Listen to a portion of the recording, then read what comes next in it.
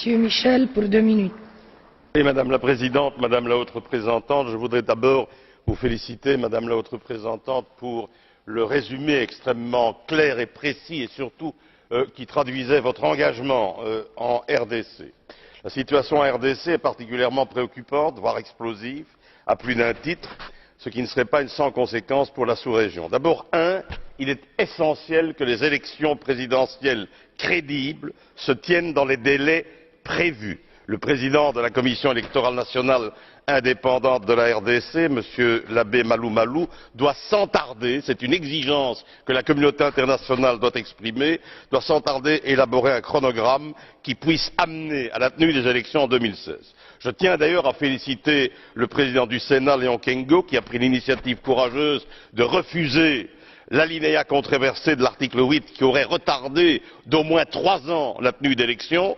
Deuxièmement, il est indispensable que l'ensemble du processus électoral se déroule dans un climat apaisé, sans violence orchestrée contre des opposants, contre la société civile, contre des candidats potentiels, contre des journalistes. La liberté de la presse, la liberté d'expression et la liberté de manifester pacifiquement sont des droits fondamentaux garantis par la Constitution. On ne peut tolérer ni des arrestations arbitraires, ni des intimidations, et on assiste à ça aujourd'hui en RDC.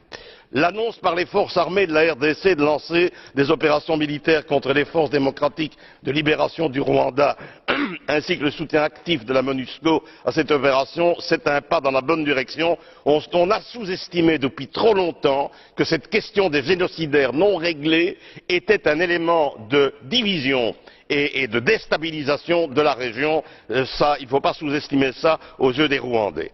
Il faut aussi assurer la protection des populations civiles de la région, notamment les femmes et les fillettes, trop souvent victimes d'actes innommables. Je tiens à rappeler une fois encore le remarquable travail que le docteur Mukwege, lauréat du prix Sakharov, accomplit. On ne peut évidemment pas tolérer, après le choix que nous avons fait de l'honorer, qu'il puisse être soumis à des menaces, à des pressions ou à des intimidations d'aucune sorte. C'est la raison, pour terminer, pour laquelle je vous proposerai de soutenir l'idée d'un observatoire ou d'une équipe d'observateurs avec les Nations unies et l'Union européenne pour vérifier le respect des droits de l'homme en RDC.